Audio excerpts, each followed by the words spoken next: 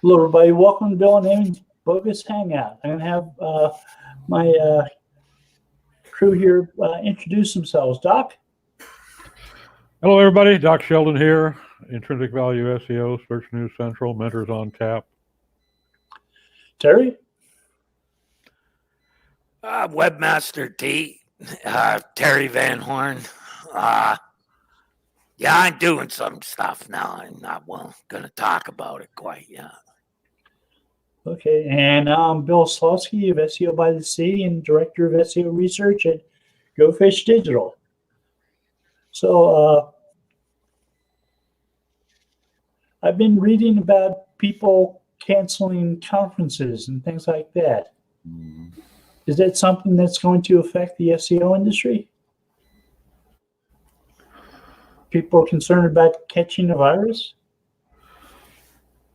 I don't think it's the people, the attendees that have been expressing as much concern as it is just the organizers thinking that this is probably going to hurt attendance, so we could end up losing money or not making enough to make it worthwhile.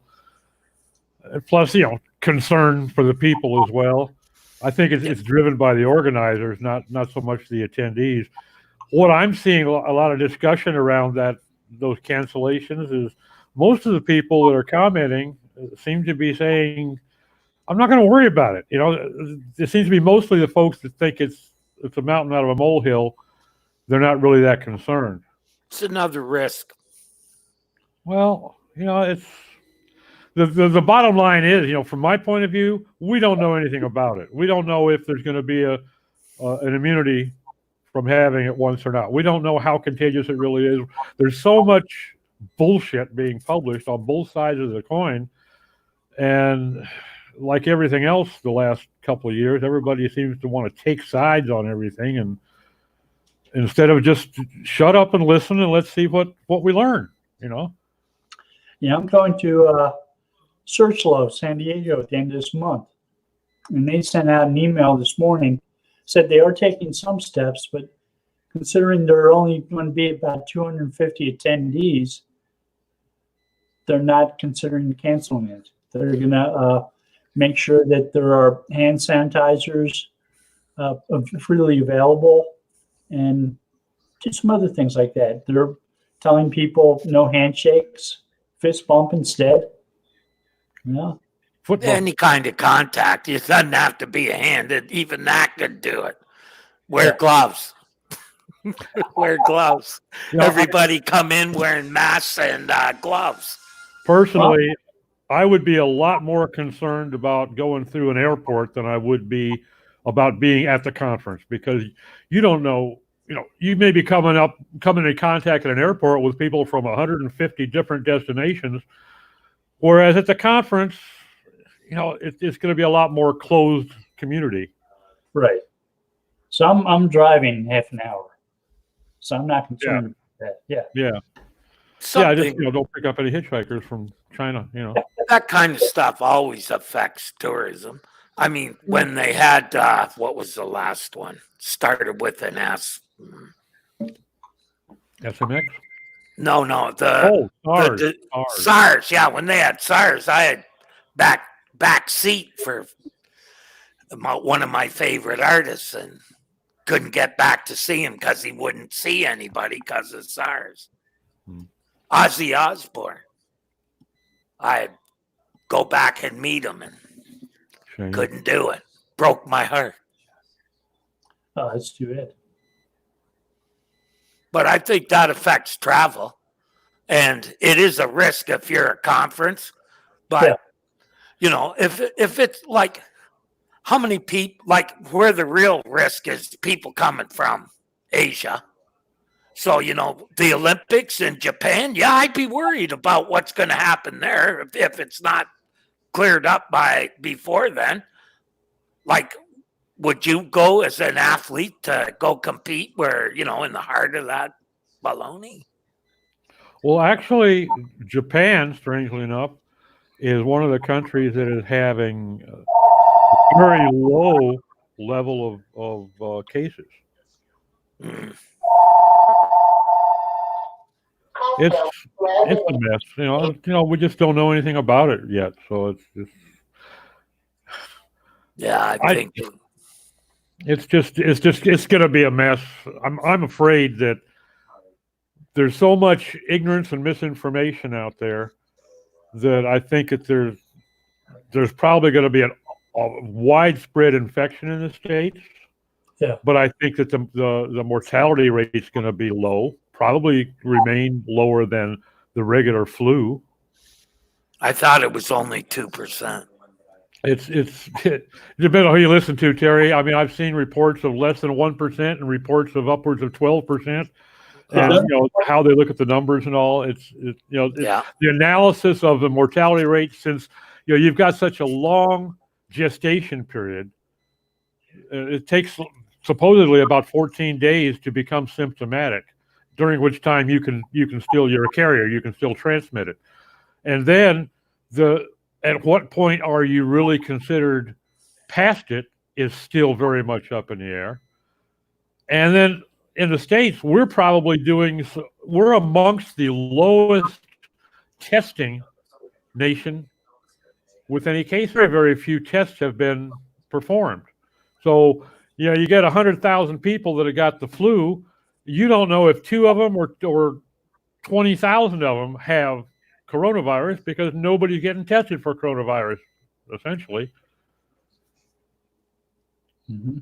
It's, everybody's they want to say something, so they make it up. Yeah, well, Trump will fix it. He'll just bar him from coming to the country. Well, anyone from China can't come. Corona, that's it. You guys can't come either. Well, we got Pence in charge, so I'm sure it'll be all okay now. His medical credentials are impeccable. Pray it away. Yeah, when the guys in charge don't believe in science. Exactly. Hmm. And the guy that put him in charge can't spell it, so Yeah, but even that, like the last big one, SARS, I didn't know anybody got it, and they didn't know anybody who got it. So, that's even less than getting the flu. I mean, really, come on. Well, there's an interesting meme. There's a kind of a funny meme that's been going around on Facebook where they start every single year from like 1994 or 5. Oh my God, this is going to kill us. Oh my God, this is going to kill all these different years. And you got Ebola and SARS and all these different things. And now in 2020, it's coronavirus, and it's kind of true. Humanity we see drug the companies. End of the world. There's apocalypse is coming for everything. And yeah, but that's in the drug company's best interest to make us think like that. Well, them and the media and sometimes it's the government. Yeah. There's always somebody that's going to benefit from the panic. Right. Sells newspapers. Slow dating the news. In San Diego, you can't hardly buy toilet paper or hand sanitizer. You can't find a place that has it on the shelf. They've got even Costco, which sells it by the 55-gallon goddamn drum. You can't buy a 4-ounce bottle of sanitizer anywhere. You can't buy a gallon of bleach. You can't find a case of toilet paper.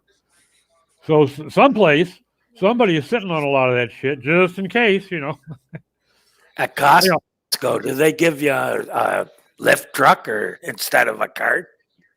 Oh yeah, if you need a pallet, carry your stuff around. They have extra large carts, at Costco. Really? Oh, I didn't know. I was just asking what I thought was a funny question, I guess. But if you want to buy a pallet or something, they've got hand trucks that'll load it into the back of your pickup for you. Yeah. Yeah. They're not the normal size supermarket shopping carts. No, you can put a small family in one of these puppies. Yeah, you go there once a month to shop. Because everything lasts a month or more. I often go like once a week, but it's often for I don't buy too much every time I visit.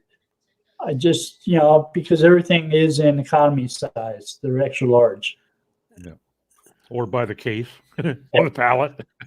So you can buy something for $6 or $7 that is the size of something, maybe a quarter the size at a local supermarket for the same price. Yeah. If I want maple syrup for my hotcakes, I can get two half-gallon jugs for $6. Wow. I don't think you can even buy it that cheap in Quebec. Yeah, and a liter in a regular supermarket probably costs you $4 or $5. Yeah.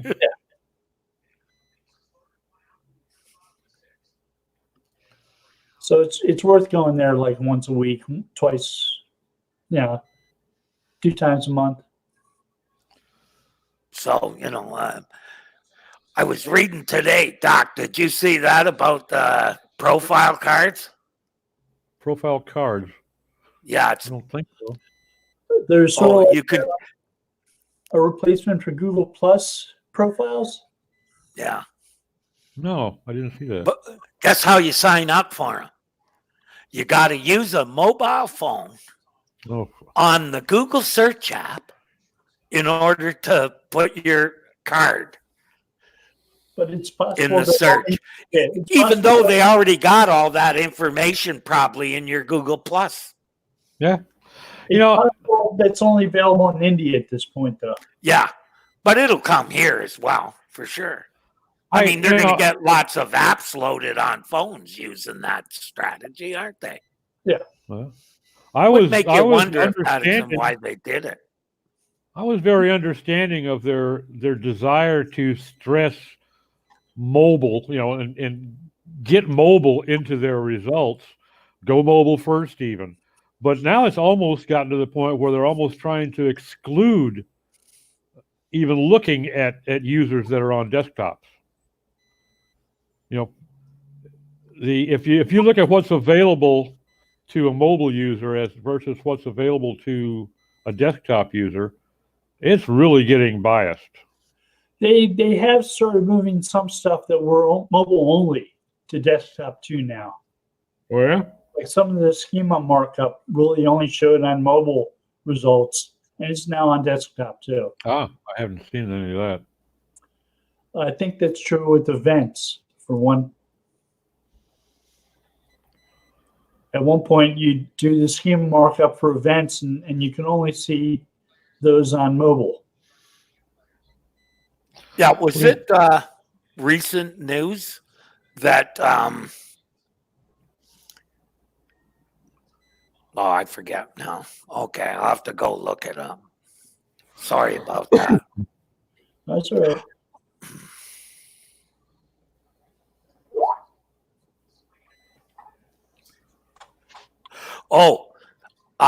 Where Google won't take a site rating that it finds on that site. So in other words, if site A has a site rating, right, on its website, even if it's from a third party or a third party app, Google will not show it in the results. It has to be off of, they have to find it on somewhere other than website A. Makes you wonder if they've encountered an awful lot of black magic getting worked on those things. And here's another clue to maybe why they did it. It's only for local business and organization and their lower and the associated I forget what they're Entities. Yeah. So like I think you can break it down to certain kind, like a hotel and stuff like that. Even those are covered. So the ratings that that Google finds on your site, they won't accept them. Well, I've seen some instances of people at least claiming to have been able to take various APIs from third-party tools, and work some black hat shit on them and get them to say things. Oh, like use JavaScript to change them on load. Yeah, exactly. And manipulate it, so I can kind of imagine why Google might be seeing a lot of that and just decide, you know what, we're just going to cut our losses and we're not going to show those. Yeah. That would make sense. I might do the same. Yeah. But here's how you could get around it. I thought of it just when I was looking at the problem. If the providers put your rating on their website somewhere, Google could do it there, pick it up there. So anybody, say for instance, if you had a directory and you were putting the Google rating on your website, right, on a directory, and Google did it there, I think if they trusted that directory, they would probably take that as a discovery of your rating on a third-party site. Yeah. Because they weren't even going to take like from FIFO or any of the trusted sites. So it must be like you said, Doc, it must be that they think too many people are changing it on the fly. Yeah, probably so. And It takes more coding shops than I've got, but I understand that for someone who knows Ajax or yeah, it's like 2 or 3 lines of code probably.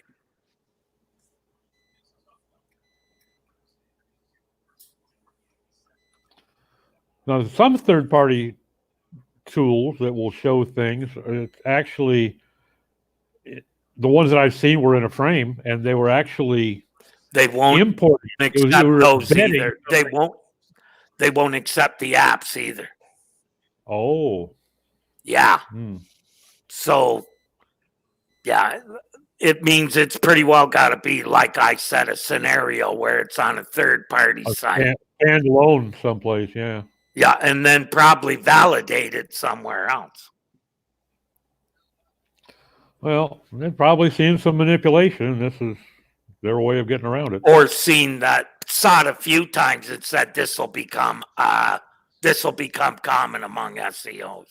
Yeah, so a penalty no longer is solely we're reducing your rankings. A penalty can sometimes be we're not going to show your rich results. Yeah, they're just not going to show the rating and the results. They're not going to change your ranking or anything, but that rating is a big deal in the SERP. Like, that catches people eyes. It captures clicks. Yeah, and people to click. Yeah. And I know that the rating for a site is something that Google pays a lot of attention to, because I was working on a client. They had another SEO that placed that rating on every page of the website, even product pages. So that made it look like a rating for the product. Yeah, that was a bad idea.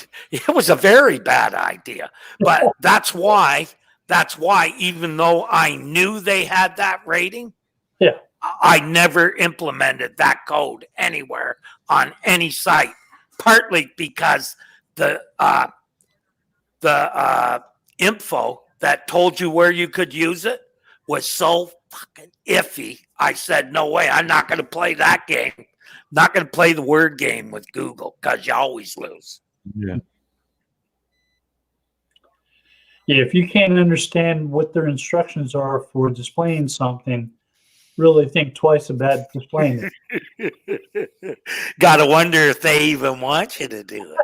Yeah. Well, that's something I've told more than one young aspiring SEO. If you have to think about how to justify your interpretation, you're already in trouble. Yeah.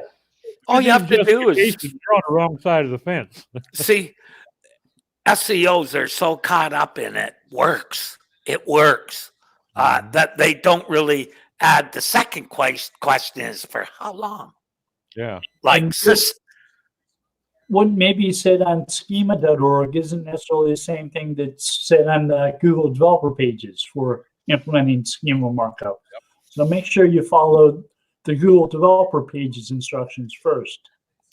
Well, you learn how to do it right on schema, and then you learn how to do it half-assed on the Google development site. For Google, right. For Google. the Google way. The Google way, they like to tell us how to build our website. So that's what they do. They do stuff like this. Mm-hmm.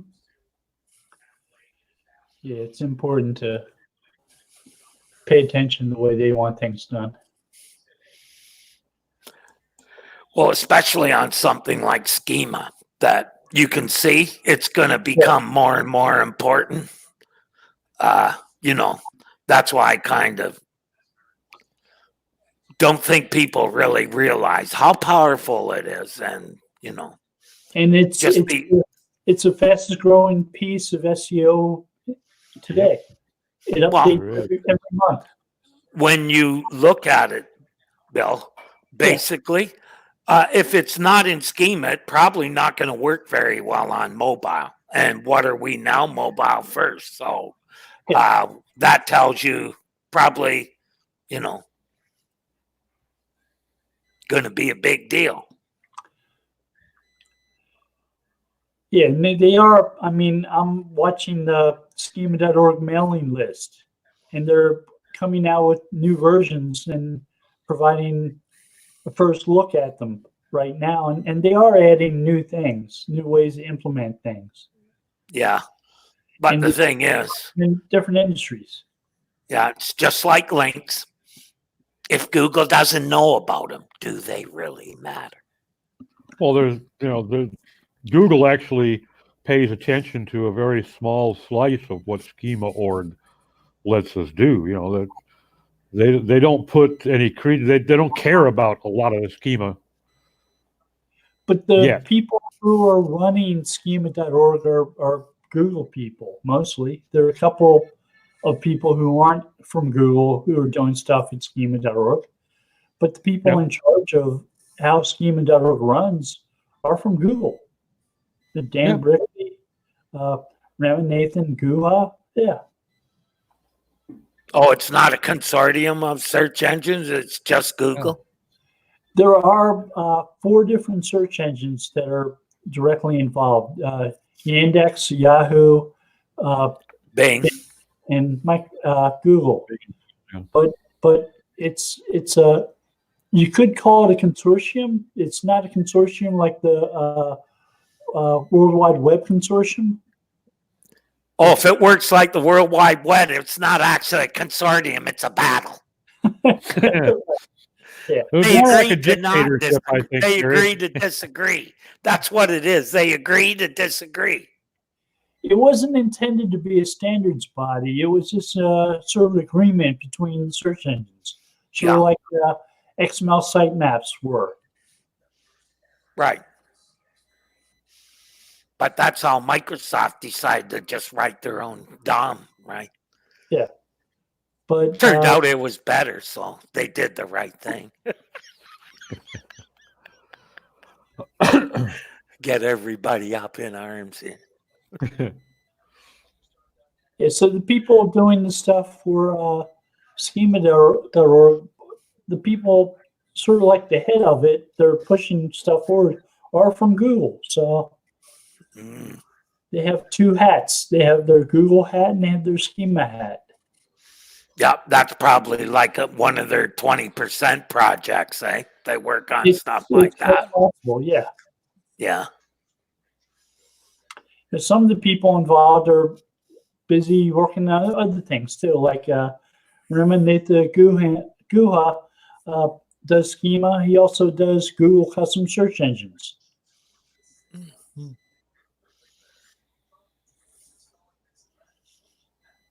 Yeah, there's a couple of them on the RFC for HTML5 too. They'll all be retired before it actually gets passed. This is the longest one ever. I mean, there are people using HTML5. Oh, I think it's in wide use, but it's still in RFC. It's not a specification yet. Terry, you remember what was it, like 5, maybe 6 years ago, when the approaching date for HTML5 to go live, and then all of a sudden they came, W3C came, no, hold off, we're gonna put this on hold for a bit. That's got to be like back in 2004 or 5, I think. God. Yeah, but every version has been like that. I remember waiting for 2 and then 3, and it was always like always late. This is abnormal. Like, it's like all of them are still there battling over. We're on version 4.01 for 12 years now, right? Something like that. It's been a long time. I know that.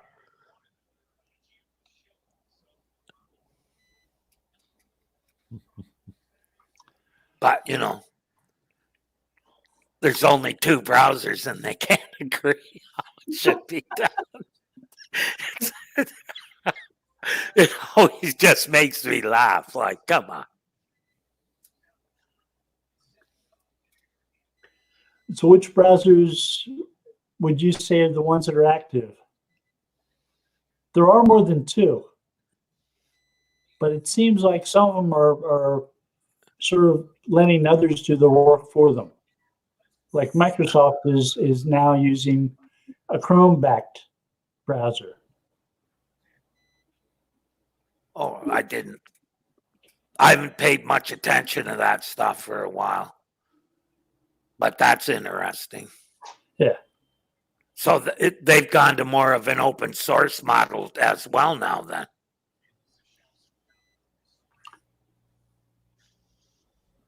I really haven't studied the world of browsers Okay. wars. I'm not sure if there's a winner or a loser at this point. It's definitely Chrome's the winner. Chrome is definitely carrying the majority of the load. And Yeah. For a little while, it looked like Mozilla had given up, but they're back, aren't they? I think Mozilla has definitely lost some share. Whether they've given up. They went from first to last. But I don't know that they've given up, but they've certainly fallen by the wayside. Well, part of it might be every time you open the thing to use it, it's got to update. Could that be a problem? DuckDuckGo is making Yeah. DuckDuckGo is making some modest but continuous improvements. They're very slow but sure gains. They're getting more and more popular. People become more interested in privacy, I guess. But I've heard there are some issues about them crawling the web. They'd rather scrape Wikipedia than crawl the web, stuff like that. Or Google. I never saw much difference between Google and DuckDuckGo. But I only looked at it a while, and then I said, well, it's default in my browser. I might as well just go to Google, right? And for a while, I think DuckDuckGo was ignoring the no-follow attributes at places like Wikipedia. Now I guess Google's doing that too, if they want. If they want, there's the key. Yeah. That's over the line. Yeah. Yeah. When search engines start ignoring robots' text, they're out of line. Not robots' text. No-follow attributes in links. Oh, well, they're bullshit anyhow. So, yeah, go ahead. I thought you meant robot text. Sorry. That's old age, Yeah, for a while, some sites like Wikipedia and Forbes said we're going to start no-following our external links. Terry, you remember when you and I were both running Flock? Yep. What was the one? There was another one that fell by the wayside. I think Bottleneck. What was it? I think it was called Bottleneck or something like that. No, there was one that started with a B, and I think you and I were running it just before Flock came out, and we made a change, but I can't remember the name of it. Bottleneck, I think. Was that it? Bottleneck? That doesn't sound familiar. Okay. But I used both of those about a week. Yeah. Well, I liked Flock, but because it was nice and lightweight, but and it would run all those tools on all those Firefox tools that I was using a lot. I could run on Flock. That's what held me off for so many years. I didn't want to use Chrome because I was going to lose a lot of my tools. You know. So Block was a socially aware browser? Yes. Yep. Yeah. That's why I partly used it. Then I got lost interest in social. Had no use for it. So what does that mean? What did that mean, socially aware? Oh, it told you what was tweeting and stuff like that. Yeah, you all can in see one place. trends and whatnot. Yeah. Yeah. Get data from all of them. And if you had certain people, you were watching them, it showed up. And yeah, it was okay for that. But, I have TweetDeck too. Didn't need it anymore. Then TweetDeck disappeared and it disappeared too. So you had nothing to do that with. Wait, TweetDeck And is the online version of TweetDeck is a goddamn abortion. TweetDeck, right? Pardon me? Twitter bought TweetDeck and killed it. Yep. Yeah, because nobody was using the website, and that's how they make the money. And their online version is atrocious. I won't even. I looked at it and said, "This is a piece of crap." Well, it's hard to figure out. I'd actually tweet. Does anybody know where DM is now? Because it is not marked. Had to press a bird or some stupid thing. In Twitter, they're pictures of envelopes. Oh, that's what okay.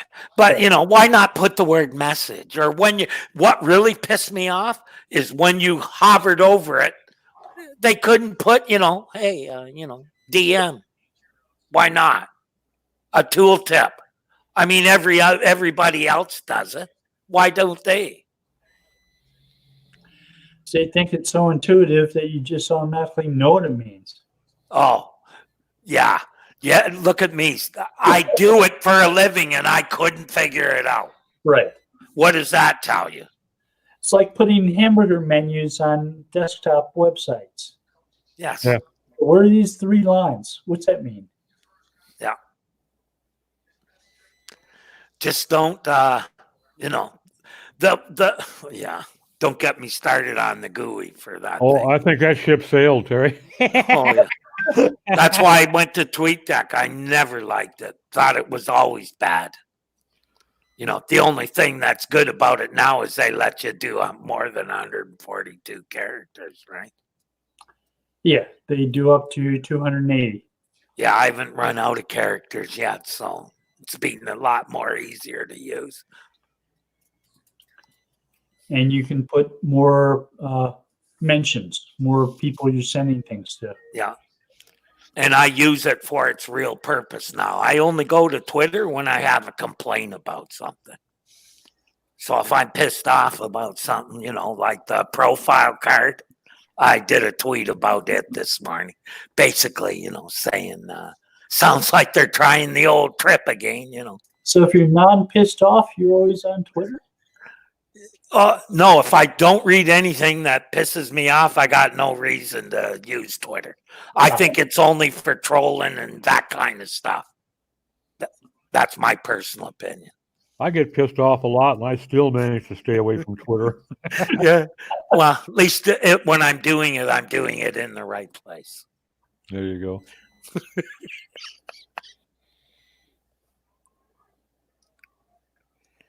Every place has a reason. Well, except for Facebook. Oh, and its reason for being is selling ads.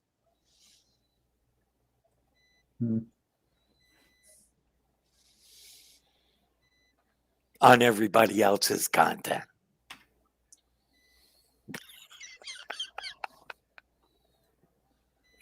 Nobody jaded here, not us. No. Do either of you watch the television series or the HBO series Silicon Valley? Yeah, I watched that. Yeah. Binged it, and then I got to it the last season, and the next week it went off the air. It's finished. Yeah. So I just binged the last season. Yeah, it was pretty good. All of it was pretty good. Yeah. They have to have spent a lot of time interviewing people, places like Google, because they've got a lot of the stuff down. They've got a lot of inside type stuff. Yeah, because that technology is fairly fresh. My brother and I were talking about that the other day. That the ability to compress, The inside out compression? or just the ability to compress encrypted data. Yeah. That's fairly new technology. And the AI that took over and started unencrypting encrypted pages. Yeah. They were Yeah, figuring, that was a pretty good series. yeah, I'd recommend it. Uh-huh. If it ever comes to Netflix, I'll check it out. Usually HBO doesn't go to Netflix. No, not likely. No, I get it. In Canada, we have something called Crave. It gets all that U.S. content. Some stuff from Prime too. If you've got a Fire Stick, you can access HBO stuff through that. There's a cost to it, but Yeah. Oh, there's a cost to all of them. None of it's free.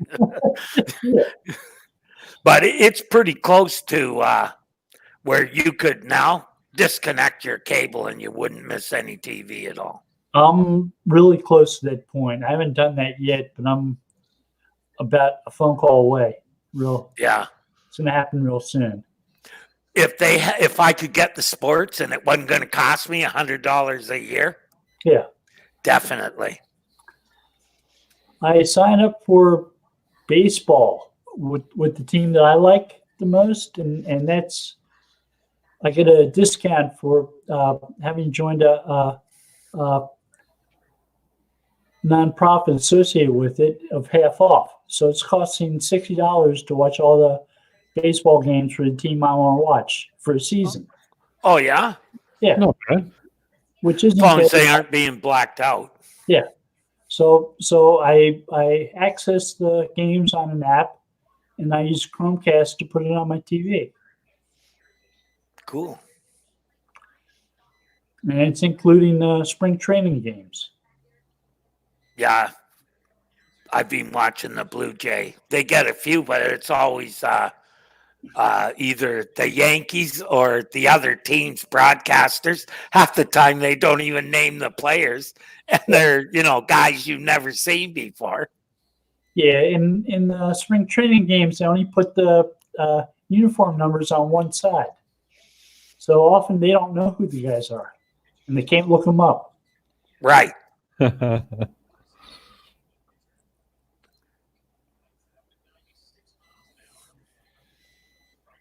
Well, the Yankees, I don't think, put the name on it ever. I think the Jays are like that too. They're different styles for different teams. Yeah. Yeah. Some of them put the name, some of them don't. Yeah. I'm pretty sure the Yankees don't put the names on the back because the only name that matters on a jersey is the team's name. Spoken like a true Canadian hockey fan. So the Marlins go in Canada? They're going to play some games in Montreal? Tampa Bay. Tampa Bay. Yeah. It looks like it could happen too. They got one of the richest guys in Canada too, bankrolling it. So Bronfman's used to own Seagram's and DuPont. Well, DuPont might have cost him a few bucks. There are still some DuPonts left alive who own parts of DuPont. I know that. I lived in Delaware. Yeah. Yeah.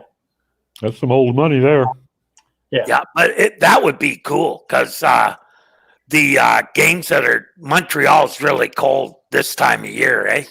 Yeah. Like in March, you wouldn't be able to play baseball in Montreal. Believe me, it'd be snowing probably still.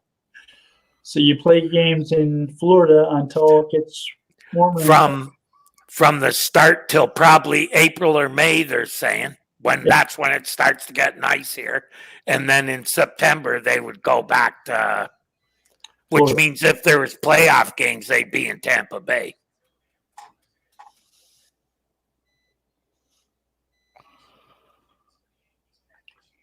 I got to imagine though that for outdoor sports, Yeah. Canadians are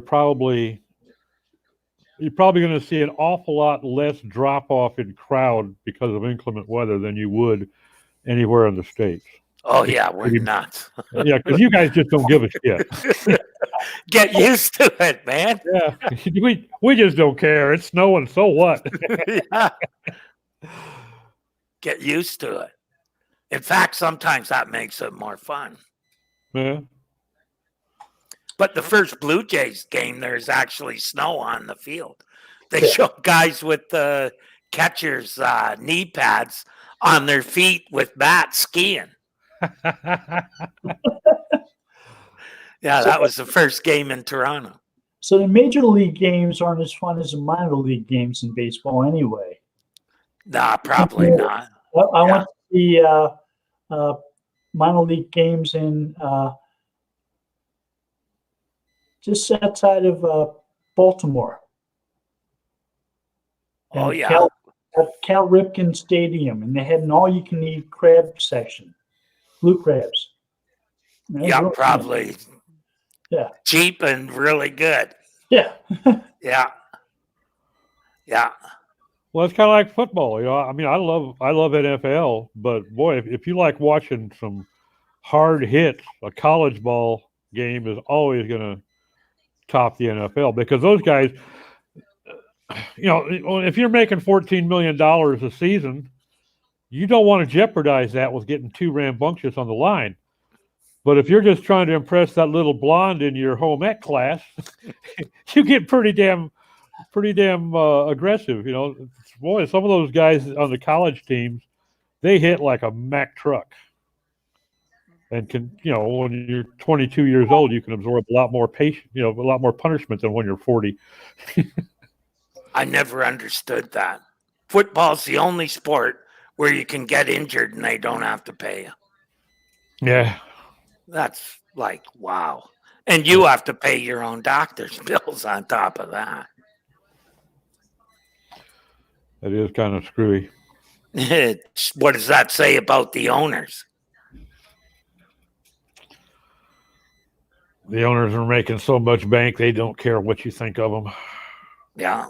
The concussions and all that. I quit watching football for that reason. I used to be a big NFL fan, and when I realized most of these guys, by the time they're 60, are like spent. You can barely walk. Yeah. Yeah. And the teams don't care, don't look after them, don't do nothing. There isn't alumni. There's nothing, it seems. Guy in hockey's out of hockey 20 years and they're still helping him. It's a different mentality towards the players, I assume that they're thinking, well, we've been paying the guy $5 million a year. He should be set. But it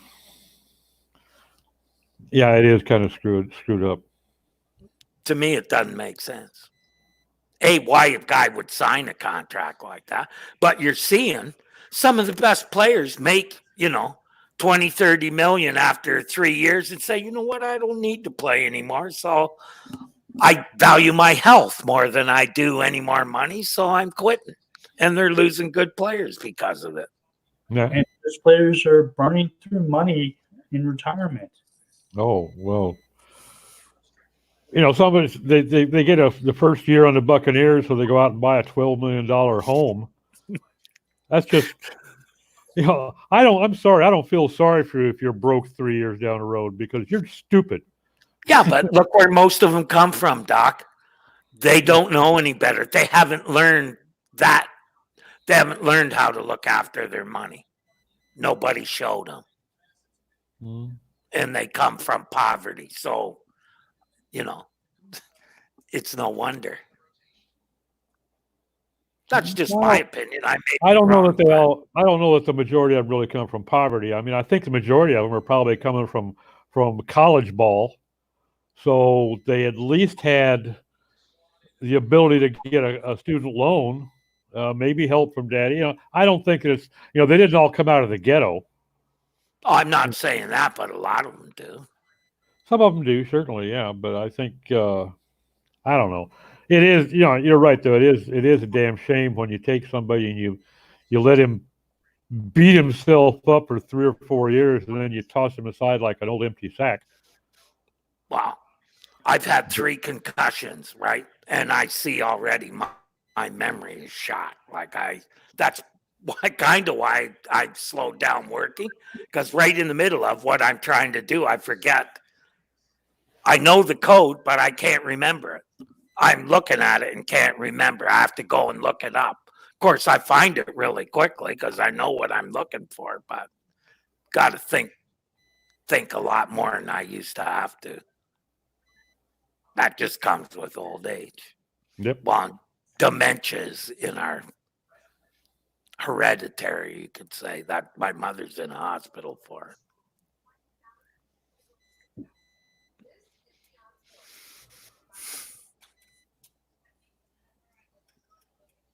But on that cheerful note.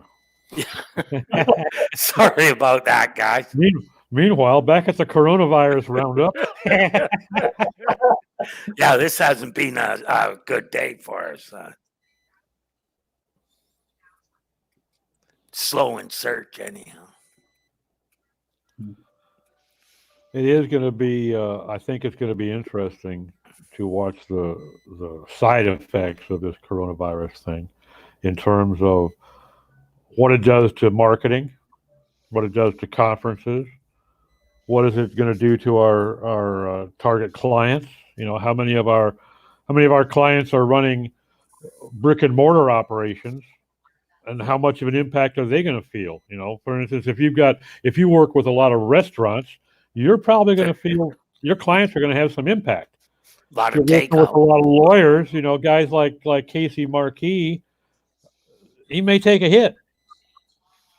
But if you're working with primarily attorneys, you're probably not going to get hit as hard. So guys like Jason may not feel it as much. So, it's going to be, so it could be a very long-term thing. I mean, Wall Street has taken a hell of a hit. I saw this morning in my email a nice, tidy morning on the Dow Jones. It kind of surprised me because was it just some rhetoric that drove that, or is that maybe just because the Fed said they're going to drop interest rates? That's the way Wall Street works. Somebody writes an article and says coronavirus could be something, and it drops 1,000 points in one day. Well, then it goes up for 400 for 3 in a row, and suddenly they're up 200. Stock market has always been based on rumor and supposition and impressions and emotions. It's never based on real numbers, because all those numbers are driven by somebody's gut feel. Who did they fight with last night? How much extra cash do they have left over this morning? And everybody jumps on it like a puppy dog following down the trail, and next thing you know, something has jumped up 30% or dropped down 70%. Or when they sell their stuff into the fall, right? And then buy it again when it's a lot lower. Yeah. They love the volatility. Active traders. If I had millions in the bank, I do not think I would have the intestinal fortitude to play in that game, because it just makes no sense to me. That does, if you understand that it's herd mentality. So everybody follows the guy in front. Yeah. Not my cup of thank you. All it takes is for the wrong guy to say, oh, coronavirus could affect the economy X. Could. They don't hear could, they hear will. Mm-hmm. And everybody sells off. And the guys who know that that's just stupid, they sell and buy it cheaper. People start talking about factories slowing down, shutting down, because people who work at them aren't going to work. There is that, because there are, like, for instance, in the NHL, they're worried that because the sticks are made in China because of this virus, that they're going to run out of sticks in a month. Because the manufacturers have closed down because of the virus. Or it could be. there has to be other places to get sticks, no? Wooden ones, maybe. But they haven't used wooden sticks in the NHL in over a decade, Bill. Oh, really? What are they using? Fiber? Or? They were using kind of like aluminum for a while. Yeah. And then they went to composite. So it's a bunch of stuff. But the flex in this, like that's now a 100-mile-an-hour shot in the NHL was a big deal 20 years ago with a wooden stick. Now it's almost commonplace. Well, not commonplace, but shots are a lot faster and harder because of it. Major League Baseball still uses wooden bats. Yes. College players use metal bats. Yeah, but that was to save wood so that the major leaguers can continue to use wood. Well, the Major Baseball, they have some pretty tight specifications on bats, and wood is one of the mandates. Yeah, the other thing, Bill, is with wood, you can saw the bat off with an aluminum bat. Guy gets a hit, that would be an out with a wooden bat, right? Bat just shatter. That's why there's an adjustment for a college player from college to national to the big leagues, right? Yeah, I didn't realize hockey had left wooden sticks behind entirely that long ago. That's long time ago. They were using some kind of like aluminum, and then they went to the sticks are over $200 a piece. Ouch! I think I'd be trying to make that puppy last. You think they use 3 or 4 a game? Good Lord! And they aren't free. The team has to buy them. No. So you're paying a guy $11 million a year, and then you're paying $1,000 a game, probably for the broken sticks. They don't go through bats like that in baseball. Wow. Yeah, it's not as common to break them. Yeah. But in hockey, those composite sticks, right? The problem with them is in hockey, you can hit the stick. You put a nick in it and it'll explode if it bends right on that nick, right? Yeah. So it cut down on the slashing too. Oh, when they first come out, guys were literally breaking guys' sticks right in their hands.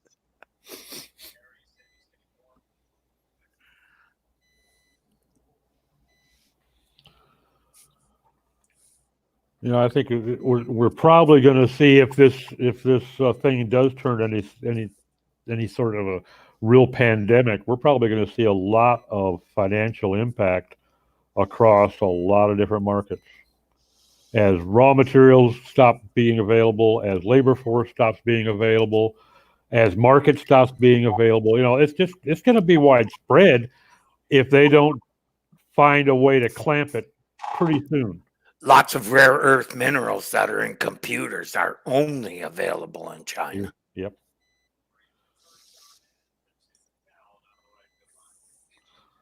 Well, yeah, I saw an interesting piece on the New York Times yesterday. It was I think it was a letter to the editor, if I'm not mistaken. It's some sort of editorial talking about all the cases they're having in the Middle East. And apparently there's an awful lot of it going on in Iran they're trying to clamp it down and keep under the table. Yeah. And his point was, if Iran faces certain repercussions if they get too rambunctious militarily, and if they're looking at a pandemic that is really going to seriously impact them, they're much more motivated now to hit now rather than a couple of months down the road when they've taken a 40% hit on their military force. And his point was that they want to strike, okay, but they want to strike when it's the most opportune time for them, and that time could be a lot sooner if they feel like waiting would be detrimental to their military force. Interesting idea. The email I got this morning from Search Love said that if you were recently traveling to places like Iran and China to within the last 14 days, to think about not coming to the conference. We'll refund you. You will not be allowed to enter the hall. So let's say we'll refund you. It doesn't say that. I don't think it does. I'm find the words here. Let's see. Which Search Love is that? Dallas? San Diego. Oh, it's right around the corner from you, eh, Bill? Yeah. It's a half an hour drive. So it made sense to go. You speaking or? No, I submitted to speak as a community speaker, and they got back to me and said, you have too much experience to be a community speaker. Wow. Too much experience. Yeah. That sounds, yeah. I don't know that you could have too much experience to talk about SEO. Like, as someone who's kind of looking at that thing, that's all I want is the most experience I can find. I think they're trying to open up some opportunities for people who are just starting out. And that I have no problem with. But all the better that they actually meet people that they could establish a relationship with early in their career. I mean, we all have people like that we see are passionate and they write us and we'll answer them. Yeah. Right? I mean, I've mentored someone pretty well as long as since at least 2003.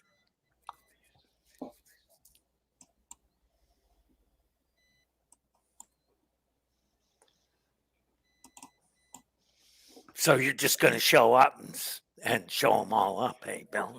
That's what I do. I'm just going to be an audience member. Yeah.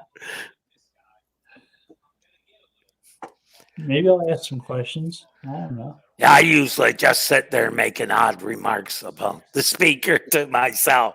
Everybody looking at it. Narc mode on. Oh, yeah, that was real true in 96. Yeah. Still true, but was true in 96. I mean, you've got a chance to network with people and talk during lunches and stuff like that, and do that. Yeah. It's a lot. I think that's where most conferences suffers. Not enough that stuff, networking. Yeah. Because that's really why people go. Exactly. So one of the features of Search Love is they have a VIP dinner the first day before it starts, the night before. Right. Get to meet people and network a bit. Yeah. Is that paid? It's part of the okay. Yeah. Like a networking dinner. Yeah. But that's like for the speakers, isn't it? In Search Love, you can choose that as one of the options, the packages that you pay for. Oh, okay. So in other words, you're paying for the network. I think paying extra.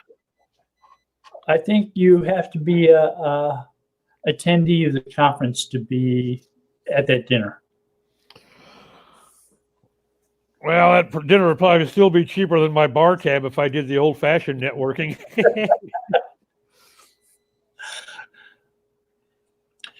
Yeah, I wasn't sure where that was at, so I sent them a chat message to ask them where they were holding the networking dinner, because there's some good places to eat right near there. And as a native of the area. I know them. Probably a deal at the hotel where they're having the conference. It's quite possible. Yeah. They usually insist on it. You recall where the conference is, Bill? Kona, Kuala, something like that. Oh, out the Mission Bay. Yeah. Yeah, there's a lot of good restaurants there. Yeah. Some excellent ones. There's a Mexican place called Lucha Libre about 10 minutes away or so. Not familiar with that one. I had a chance to eat there finally 2 months ago. It was pretty good. Somebody was telling me the other day, I don't know if you were familiar with where the Jolly Roger used to be out there in Mission Bay. That the Jolly Roger, I don't know if they closed that operation down or sold or what, but anyway, it's turned into something else that has been getting some rave reviews. It's a Polynesian style restaurant. I can't remember the name of it. Something along the lines of Benihana, but Polynesian. Like there used to be one up there in the LA area called Ballet High that was really a great restaurant, and it was something like that. You know, that fantastic food.